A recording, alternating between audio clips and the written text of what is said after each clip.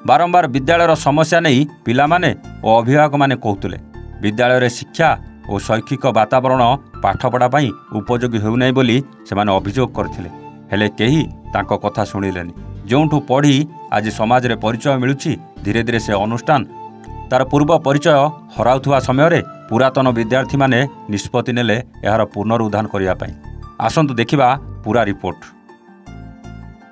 कटक जिला महांगा ब्लॉक ललितगिरी सरकारी उच्च विद्यालय 1932 मसीह प्रतिष्ठित यह पुरातन विद्यालयटी कहीं केते पिलामानकु प्रतिष्ठित करिछि हेले एबे ए विद्यालयर प्रतिष्ठा केवल अवहेला कारणरू मलिन होइछि। जुआड़े देखिबो सियाड़े केवल अलिया आसना केउटी घर उपरे गछ माड़ी गलानी तो केउटी 5टी क्लासरूम रे आसवाबपत्र भांगी गलानी पुणी केउटी इलेक्ट्रिक स्विच खोला मेला तो पुणी केउटी क्लासरूम और घर कबाटे झरका नहीं जोंथिपाई केही न शुणिबा परे सफेई और पुनः मरामती कार्य हाथ को नहीं आम ललितगिरी ग्रुपर पुरातन विद्यार्थी समय श्रम और अर्थ देई एसबू करिसेंती। विद्यालय रे 5T नामकू काम कम दुर्नीति अधिक होइछि बोली आज ललित ग्रुपर पुरातन विद्यार्थी माने अभियोग करछंती। एहा सह दुर्नीतिर तदंत करने सह विद्यालयर पूर्ण मरामती पई मध्य दाबी करिसेंती आम ललितगिरी ग्रुपर सदस्य। एभली नकले आगक आम ललितगिरी ग्रुप राजरास्ता को ओह्लाए बोली चेतावनी देइछंती। एपटे एसबू विषय विभागीय अधिकारी और नेता अवगत करा जायछि बोली स्थानीय लोकप्रतिनिधि कहिसेंती। विद्यालयटी रे दिने पाठ पढ़ी आज मनीष होइतिबा पुरातन विद्यार्थी माने आज एभली करी तांको विद्यालयर मान बजाय रखिबा सह अन्य मानकु मध्य एक सुंदर वार्ता दैछंती आम ललितगिरी ग्रुपर सदस्य माने। प्रदीप्त महाराणा ये ललितगिरी स्कूल पूर्वतन छात्र जेहेतु अन्य दिन मानक छात्र छात्री माने स्कूल पाठ पढ़ुंट तेणु आम चिंता कलु जे छुट्टी दिन में कहीं नथिबे प्रधान शिक्षक परामर्श जो आम आनी अनुमति आनी विद्यालय को खोलु। विद्यालयर अवस्था अति दयनीय अवस्था अति शोचनीय अवस्था आपण मैंने देखिपारे ये जो 5T रे काम होइछि माने अत्यंत निम्नमानर काम होइछि।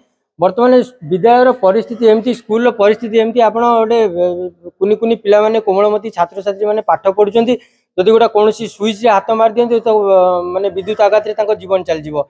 विद्यालय छात्रु पानी गड़ुची खाली सेतिकी नुह बालिका जो शौचालय अच्छी तार कबाट ही नहीं संपूर्ण खोला बालक शौचालय को आपण जी भांगी रुचि पूरा चुनमार हो जाइए।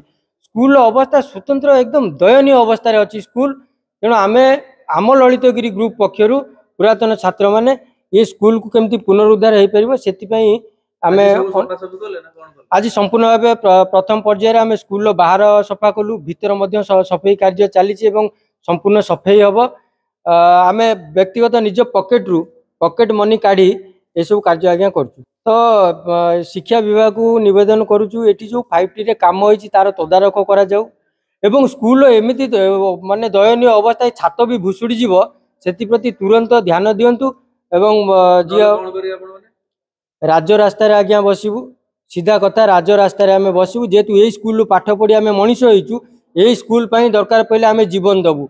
मो ना प्रकाश कुमार सिंह मुझे स्कूल छात्र आम आसिक देखिलु जे हम तो बाहर रोचु आम आसिक देखिलु जे स्कूल अवस्था बहुत जराजीर्ण होती से आम आसिक आज सफासफी करुचु एवं देखला पर आम जानूँ जे स्कूल बर्तमान बहुत असुविधार अच्छी घर भांगी जाइए लैट्रिन व्यवस्था खराब अच्छी बहुत खराब अच्छी एवं से आम सरकार को जनईचु ए विषय अवगत करैचु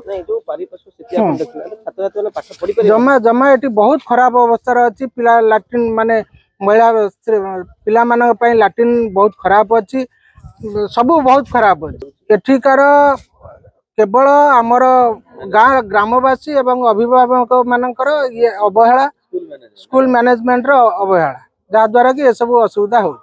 दुर्वचन सामल समिति सभ्य ललितगिरी पंचायत लोक प्रतिनिधि हिसाब से मुझे स्कूल को बारंबार विजिट आसे स्कूल अवस्था देखिए निजे मर्माहत निजे दुखित हुए ए बाबद स्थानीय बीओ को जनईचु डीओ को जनईचु माननीय विधायक को भी अवगत करईचु ମୁଁ ବିଧାୟକଙ୍କ ନିକଟରେ ନିବେଦନ କରିଛି ଯେ ଆପଣ ନିଜେ ଗୋटे ଅକସ୍ମାତ ତୁରନ୍ତ ସରପ୍ରାଇଜ ଭିଜିଟ୍ରେ ଆସନ୍ତୁ, ଏ ସ୍କୁଲର ଅବସ୍ଥା ଦେଖନ୍ତୁ, ଏ ସ୍କୁଲର ଆପଣଙ୍କ ଦ୍ୱାରା ଯେତେ ସମ୍ଭବ ହୋଇପାରିବ ଏ ସ୍କୁଲର ଉନ୍ନତିରେ ଆପଣ ସହାୟକ ହୁଅନ୍ତୁ। ମୁଁ ଆଜି ଭିଜିଟ୍ରେ ଆସିକି ଯାହା ଦେଖିଲି ଏ ପିଲାଙ୍କର ଯେଉଁ ସହଯୋଗ ଦେଖି ଖୁସି ହେଲି, ଆ ସାଙ୍ଗରେ ଯେଉଁ ସ୍କୁଲର ଅବସ୍ଥା ଦେଖି ବହୁତ ଦୁଃଖିତ ଏବଂ ମର୍ମାହତ।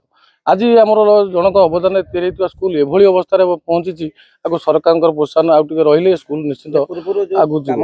5T କାମ ନିଶ୍ଚିତ ଏକଦମ ଅତି ନିକୃଷ୍ଟ ମାନର କାମ ହୋଇଛି। 5T କାମ ହେଇଛି ବୋଲି ଆମେ କହିପାରିବୁନି, ଗଛ ଉଠିଛି, ରଙ୍ଗ ବୋଳା ହେଇଛି, ସେମିତି ଗୋଟେ ପ୍ରହସନରେ 5T କାମ ଚାଲିଥିଲା ଏବଂ ଏଠି ବି ସେୟା ହେଇଛି। ଆମେ ତୁରନ୍ତ ଦାବି କରୁ ଏହାର ବିଧିବଦ୍ଧ ତଦନ୍ତ ହଉ, ସରକାର ଲେବୁଲରେ ଭଲ ମନ୍ଦରେ ଏହାର ନିଶ୍ଚିତ ଗୋଟେ ତଦନ୍ତ ହେଇକି ଏହାର ନିଜାସ ବାହାରୁ। ଅବସ୍ଥା ତ ଏଟା ଶବ୍ଦ ନାହିଁ କହିବା ପାଇଁ, ବହୁତ ଦୁଃଖଦ ଶୋଚନୀୟ ଜରାଜୀର୍ଣ୍ଣ ଅବସ୍ଥା ସ୍କୁଲର। ଆଉ କ'ଣ କହିବା, ଆପଣ ତ ନିଜେ ଦେଖୁଛନ୍ତି ଗଣମାଧ୍ୟମ ଜରିଆରେ। ଆମେ ସରକାରଙ୍କୁ ଜଣାଇବା ସହିତ ଜନସାଧାରଣ ଆମ ଗାଁର ଅଭିଭାବକ ସେମାନେ ସମସ୍ତଙ୍କ ପାଇଁ ଖାଲି ପଦେ କହିବି, ଆଜି ସ୍କୁଲର এই ଅବସ୍ଥା ପାଇଁ ଆମେ ନିଜେ ଦାୟୀ। ନା କୌଣସି ବ୍ୟକ୍ତିବିଶେଷ, ନା କୌଣସି ରାଜନୈତିକ ଦଳ, ନା କୌଣସି ଶିକ୍ଷକ, କାହାକୁ ମୁଁ ଦାୟୀ କରୁନି। ଏଥିପାଇଁ ଆମେ ଯଦି ଅଭିଭାବକ ମାନେ ସଚେତନ ଥାନ୍ତେ, ଜାଗ୍ରତ ଥାନ୍ତେ, ସତର୍କ ଥାନ୍ତେ, ତାହେଲେ ଆଜି ଏଇଭଳିଆ ଦୁର୍ଦିନ ଦେଖିବାକୁ ପଡ଼ିନଥାନ୍ତା। ଆମେ ନିଷ୍ପତ୍ତି ନେଇଛୁ, ଏଇଟା ଆରମ୍ଭ କରିଛୁ ପ୍ରାରମ୍ଭିକ ପର୍ଯ୍ୟାୟରେ। ଆଜି ସଫେଇ ସାମୂହିକ ସଫେଇ ହେଇଛି, ସବୁ ଭାଇମାନେ ଆସିଛନ୍ତି, ସହଯୋଗ କରୁଛନ୍ତି, ଗାଁର ପିଲାମାନେ ଆସିଛନ୍ତି, କିଛି ଅଭିଭାବକ ଆସିଛନ୍ତି, ଜନପ୍ରତିନିଧି ଆସିଛନ୍ତି, ସମସ୍ତେ ମିଶିକରି ଏଇଟା ଆରମ୍ଭ କରିଛୁ। ଯେଟା ପ୍ରତି ମାସକୁ ମାସ ଥରେ ଆମେ ସବୁ ଜିନିଷ ଦେଖିବୁ, ପାରିପାର୍ଶ୍ୱିକ ଅବସ୍ଥା ଆଉ ପାଠପଢ଼ାକୁ ନେଇକି ବି ବହୁତ ଅଛି କମ୍ପ୍ଲେନ୍। ଆମେ ଯାହା ଶୁଣୁଛୁ ଶିକ୍ଷକଙ୍କ ଭିତରେ ସମନ୍ୱୟର ଅଭାବ, କୌଣସି ଘଟଣା ନେଇକି ରାଜନୀତି ହଉ, କ'ଣ ବି ନିଜର ବ୍ୟକ୍ତିଗତ ସ୍ୱାର୍ଥକୁ ନେଇକି ସେମାନେ ନିଜ ନିଜ ଭିତରେ ସମନ୍ୱୟର ଅଭାବ, ଏମିତିକି ଶିକ୍ଷକ ମାନଙ୍କ ଭିତରେ ସ୍କୁଲ ସମୟରେ ମାଡ଼ଗୋଳ ହେବାର ବି ନଜିର ଅଛି। ତେଣୁ ଯଦି ଶିକ୍ଷକମାନେ ଏଇଭଳିଆ ବିଶୃଙ୍ଖଳିତ ଆଚରଣ କରିବେ, ଶିକ୍ଷାଦାନ କରୁଛନ୍ତି ସେମାନେ କ'ଣ ଶିକ୍ଷା ଦେବେ ସମାଜକୁ? ଶିକ୍ଷକ ମାନଙ୍କର ଏ ଯେଉଁ କାର୍ଯ୍ୟକଳାପ ପିଲାମାନଙ୍କ ଉପରେ କେତେ ଦୂର ପ୍ରଭାବ ପଡ଼ିବ? କଟକରୁ ପ୍ରଦୀପ୍ତ ମହାରଣାଙ୍କ ରିପୋର୍ଟ, A1 ଓଡ଼ିଆ।